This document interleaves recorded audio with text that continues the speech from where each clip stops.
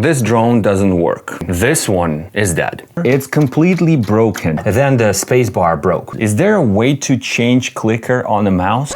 I don't know how you use your tech, but I'm very conscious about it. I never drop it. I'm very careful with it. And matter of fact, I've been using my iPhone 14 Pro Max for the last 2 years with no protection screen, no any sort of case or cover. And I guess that says a lot about how aware I am about my tech. But still, I have a bunch of tech that is broken and I either can't use it or I would still use it even though it's broken. First of all, I've already told you a lot about my honeycomb storage wall that I 3D printed, and it's awesome, but there's one catch. This is my window and it's always crack open. Since this is basement in our house, it is always freaking cold when it's summer, and it could be like 100,000 degrees outside and it's very cold here just because the furnace here and it doesn't blow all the way up and all the cold stays down. And so it's a summer, it's very hot outside and I'll be wearing my hoodie inside. That's crazy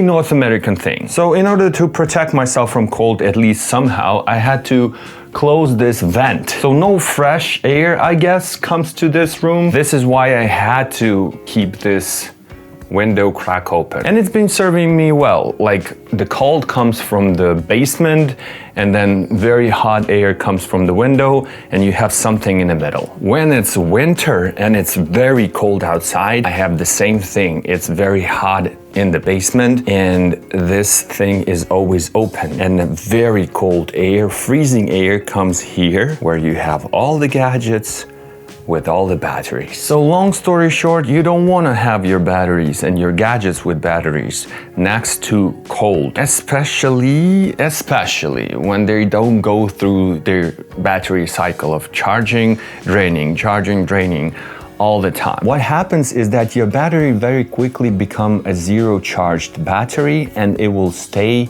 cold through a certain period of time, which is the worst condition for any battery. So this drone doesn't work. I flew this drone like literally 4 or 5 times. Thankfully, this battery is interchangeable. You can remove it and pretty much like 60, 70 bucks buy a new one, which isn't cheap, and drone should be fine. But it's incredibly frustrating how stupid I am that I didn't take care of this. Honestly, I did. I knew this thing and I tried to charge the drone every now and then, but even keeping it on your charge on USB all the time does not help. It won't help if it doesn't go up and down all the time. And if in this case you can, like I said, change batteries. In this case, where you have a Sennheiser wireless lav mic system that has integrated batteries, you can even open the body of these things. Those are not charging, so it's just completely waste. You have to throw them away. And they were like new, like $300. And these are my AirPods, and this is a good example because that's their place. They're always here and they go through the same cold, etc. But I've been using them through the whole year and they are completely fine. This thing I've been using all the time, and if not using it, I'm charging it, so it's also absolutely fine. This one is dead. You see? Sennheiser Momentum 3 headphones that cost me like $500 probably. Back in the day, they're like 7 or 8 years old. They're still turning on. You still can use them as wired headphones, even though they're Bluetooth, and they still hold the charge, but it's less than an hour, which is incredibly sad because these are like very cool headphones. Heck, even this battery was in use all the time, the extended battery for DJI Osmo Pocket 3, but this one wasn't, and this one almost doesn't hold the charge, which is crazy. It's been less than a year. So the battery situation is pretty sad, and I guess I'm filming this video just to raise awareness about the fact that if you're not using your gadget all the time and it has a battery, and especially if it's exposed to cold, just sell it. Don't leave it laying around thinking, oh, I'm gonna use it just once a year, etc. No, you're just gonna eventually lose your gadget. Second thing that I wanted to address is this. If you're a user of Samsung monitors and you have this little, I don't know, you know, that a G spot over here under your monitor. This is how the monitor stays on your desk. And there's a little, I'm not saying that, but you know what I mean. This little thing over here to control your menus of your monitor. It's completely broken. You can't change a thing on this monitor. There's no way to access the setup. I don't know how this happened. There's no way it was broken when we were moving or something, because I packed them in the original boxes and I can't change source on this monitor. So the only way is to, you know, use a DisplayPort or HDMI. If you have both, you cannot switch between them. There you go. This is a broken tag that I still use. No huge story behind it. This is also something I wanted to address. So I'm a big fan of, you know, mechanical keyboards. At some point I had like 5 of them or something, which is not considered to be a lot if you're into keyboards. But anyway, this is one of my oldest keyboards. It is HyperX Alloy Origins Core. 65% keyboard that I absolutely loved. The 65% is my go-to, and it's been serving me well, and I would still use it and never think about buying a new one. It is metal plate, it is freaking heavy, the keycaps are just amazing.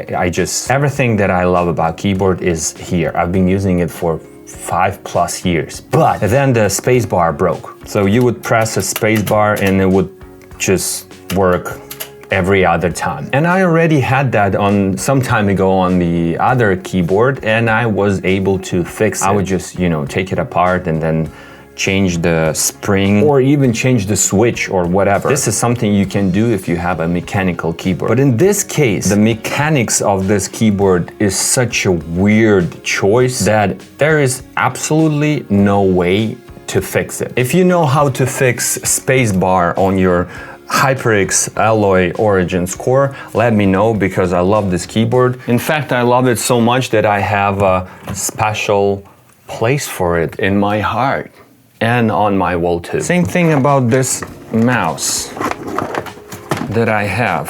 I freaking love this mouse. Even though it's, you know, has a sign of wear, to say the least, and even though it's freaking micro USB, which is insane, I still would have used this mouse forevermore if the switch for left click wouldn't broke. And in my opinion, if you pay like more than $200 for a mouse, there should be a way to, you know, fix the switch, clicker or whatever it's called, and continue using it, because even though the battery is also integrated, it still holds like a month of daily use. This is a Razer Pro Click human scale design, and this is just an amazing mouse that you can't buy anymore. But I had to buy another mouse and don't know what to do with this one. I would love to use it. Is there a way to change clicker on a mouse? Honestly, never thought about it until now. And just to quickly tell you, if you have a water-cooled PC, custom water cooling,